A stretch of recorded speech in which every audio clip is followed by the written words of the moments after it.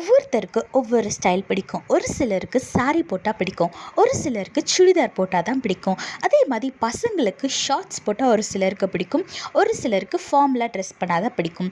இதே மாதிரி அன்பை வெளிப்படுத்துறதுக்கும் ஒவ்வொருத்தர் ஒவ்வொரு ஸ்டைல் வச்சுருப்பாங்க. ஒரு சிலர் வார்த்தைகள் மூலமாக வெளிப்படுத்துவாங்க, ஒரு சிலர் அவங்களோட செயல் மூலமாக வெளிப்படுத்துவாங்க, ஒரு சிலர் கிஃப்ட்ஸ் வாங்கி தரது மூலமாக வெளிப்படுத்துவாங்க.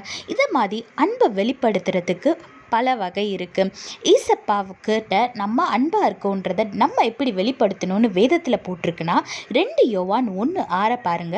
நாம் அவருடைய கற்பனைகளின்படி நடப்பதே அன்புன்னு வேதத்தில் போட்டிருக்கு.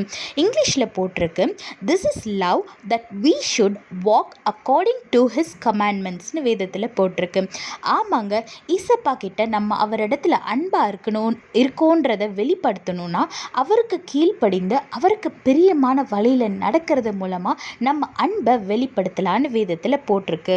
அதனால் நம்மளால் எல்லா கமாண்ட்மெண்ட்ஸையும் ஃபாலோ பண்ண முடியலனாலும் பரவாயில்ல, கொஞ்சம் கொஞ்சமாக ட்ரை பண்ணுங்கள்.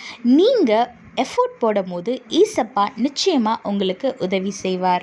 ஈசப்பா அவரோட ஜீவனை கொடுக்கறது மூலம் நம்ம மேலே வைத்திருக்கிற அன்பை அவர் வெளிப்படுத்தியிருக்காரு. நம்மளால் அந்த அளவு செய்ய முடியலனாலும் அவருக்கு கீழ்ப்படிந்து நடக்கிறதுன்றது நம்மளால் முடிஞ்ச விஷயம் தானே. நம்மளால் முடிஞ்ச அளவு அவருக்கு கீழ்ப்படிந்து நடப்போம், நம்ம அன்பை அவருக்கு வெளிப்படுத்துவோம். கர்த்தருக்கு கீழ்ப்படிந்து நடங்க, உங்களோட அன்பை வெளிப்படுத்துங்க, ஆசீர்வாதமான வாழ்க்கை வாழுங்க. கர்த்தர் உங்களோடு கூட இருந்து உங்களை ஆசீர்வதித்து பாதுகாத்து வழி நடத்துவாராக. ஆமீன்.